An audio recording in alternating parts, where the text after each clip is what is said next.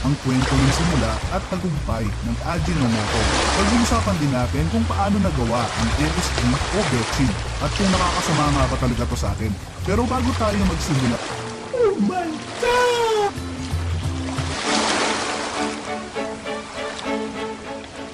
Ang monosodium glutamate o MSG na mas kilala natin sa tawag na Betchin ay unang natuklasan at nagawa noon pang 1908 sa bansang Japan. Magsisimula ito sa pagkakatuklas ng scientist at professor na si Dr. Kikunai Ikeda sa umami. Umami ay salitang Hapon na ang ibig sabihin sa Ingles ay savory, pleasant taste o yung sa Tagalog ay yung tinatawag nating linamnam. Ngayon ay kinikilala na din ito na isa sa 5 lasa na nalalasahan ng dila natin kasama ang tamis, alat, asim at pait. Una itong nagdiskubre ni Dr. Ikeda nang mapansin niya ang kakaibang linamnam ng kinakain ng Japanese soup na dashi dahil sa seaweed na sangkap nito. Hindi ito ang unang pagkakataon na nalasahan ko ni Dr. Ikeda dahil natikman nila din ang lasa na to sa mga pagkain gaya ng kamatis, asparagus, karne at keso nung nag-aaral pa siya sa Germany. Noong mga panahon na yon ay pinaniniwalaan na mayroon lang 4 na pangunahing panlasa ang dila natin at ang ibang lasa ay kombinasyon na lang ng 4 na to. Pero sigurado si Dr. Ikeda na ang nalasahan niya ay naiiba sa 4 na panlasa at naniniwala siya na natuklasan niya ang ika-5 panlasa ng dila at tinawag niya itong umami.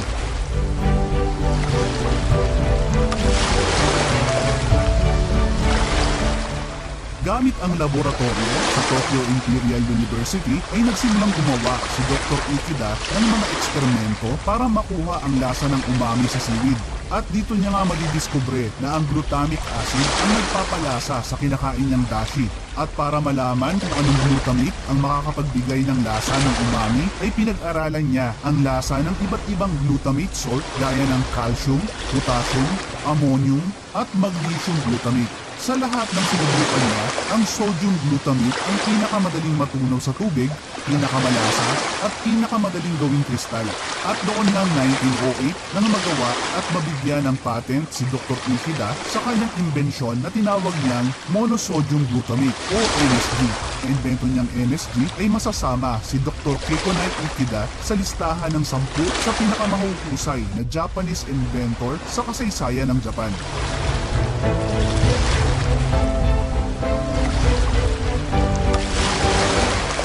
Matapos maimbento ni Dr. Ikeda ang MSG ay nakapag-develop din siya ng paraan para ma-produce at maihanda ito para sa commercial production. At noon ng 1908 nang makipag-partner sa kanya si Saborowski Suzuki, isang industrialist at may-ari ng Suzuki Pharmaceutical Company. Para maibenta ang naimbento ni Dr. Ikeda ay ginawa ng dalawa ang Ajinomoto Company at sinimulan ang produksyon ng umami seasoning sa ilalim ng brand na Ajinomoto na ang ibig sabihin sa Ingles ay the essence of taste. Sa parehong taon din nakakuha ng sertipikasyon ang Ajinomoto mula sa Japanese Interior Ministry bilang produkto na ligtas para sa kalusugan ng tao. At dahil nga may bahay ang pangunahing target ng produkto ay ginamit nila sa kanilang trademark ang isang may bahay na may suot na apron na tinawag nilang lady. Magiging matagumpay ang Ajinomoto sa Japan hanggang mag-expand na din sila sa iba pang parte ng mundo gaya ng magbukas sila noong 1917 ng sales office nila sa New York at 1980 naman sa Shanghai.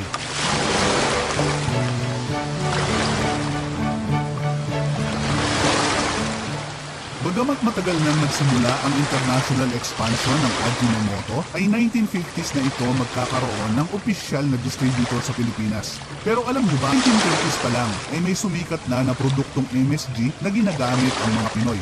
Ito ay ang Tianchu Betchin na isa sa mga naunang MSG brand na galing sa China. Ang salitang Betchin ay ang romanized version ng Weichin na salitang Mandarin para sa MSG.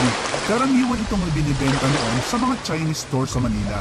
Isang Chinese store pa nga noon sa Calle Poblete ang nagpa-advertise pa sa mga sikat na magazine para mas makilala ng mga Pinoy ang produkto.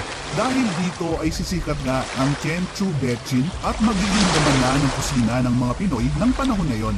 Noong 1950s naman nang lumabas ang iba pang brand ng Betchin gaya ng markang manok o hen brand na mas mura at dinidistribute ng Agricom Development Company. At nang pumasok na nga at pagharian na ng Ajinomoto ang MSG market sa bansa ay hindi na naalis sa atin ang pagtawag sa MSG ng Ajinomoto na Betchin o Bitchin na masasabi natin maging pamana ng Kenchu Betchin, ang kauna-unahang MSG brand sa bansa.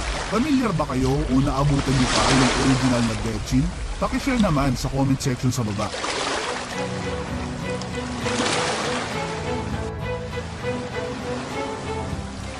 1920s pa lang ay nakarating na sa Pilipinas ang Ajinomoto pero sobrang limitado lang ang supply nito na karaniwang nabibili sa mga Japanese shop sa Manila.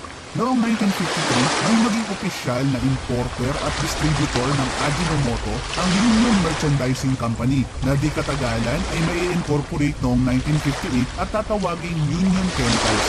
Taong 1962 naman nang mag-umpisa ang local production ng Ajinomoto nang buksan ang pabrika nito sa Pasig. Gumamit ang kumpanya ng mga local material sa paggawa ng MSG gaya ng cassava starch at sugar cane o tubo. Ibinenta ang Ajinomoto sa maliliit na pack na hanggang 1 kilo na nagustuhan at pumatok sa mga Pinoy. Di nagtagal ay naging available din ang Ajinomoto sa mga sprinkle bottle. Parang yung malaking bote ng Ajinomoto na nakikita natin nun pag bumibiyahe tayo sa NLEX. Nakikita niyo din ba dati yun? Sikat at lalaki ang demand para sa Ajinomoto sa bansa na magiging dahilan ng expansion nila sa Visayas at Mindanao. 1964 nang buksan ang kauna-unahang provincial sales station ng Ajinomoto sa Cebu at di katagalan ay sa Davao. At gaya ng ibang makatagumpay na brand ay ginamit din ng Ajinomoto ang kapangyarihan ng consumer marketing sa pamamagitan ng kanilang mga print at TV ad. Isa sa mga tumatak na sa atin ay ang tak-tak-tak jingle ng brand na unang ginamit noon pang 1968 at hanggang ngayon ay ginagamit pa din nila sa kanilang mga commercial.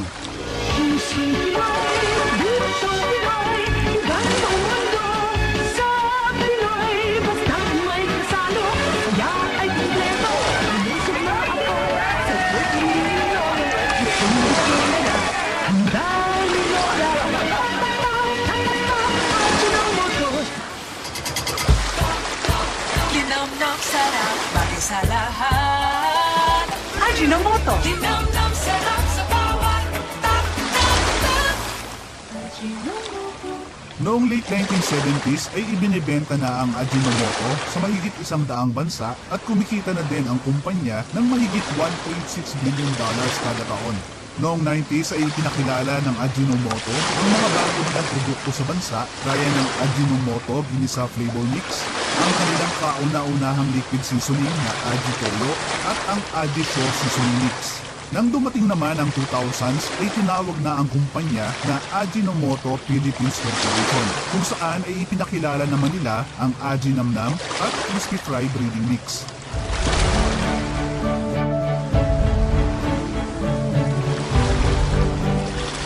Sa ngayon ay isa ang Ajinomoto Group sa pinakamalaking kumpanya sa Japan at isa sa pinakamalaking food company sa mundo. Noong 2020 ay meron na itong operasyon sa 36 na bansa na mayroong mahigit 34,000 empleyado at kumikita ng bilyong-bilyong dolyar kada taon.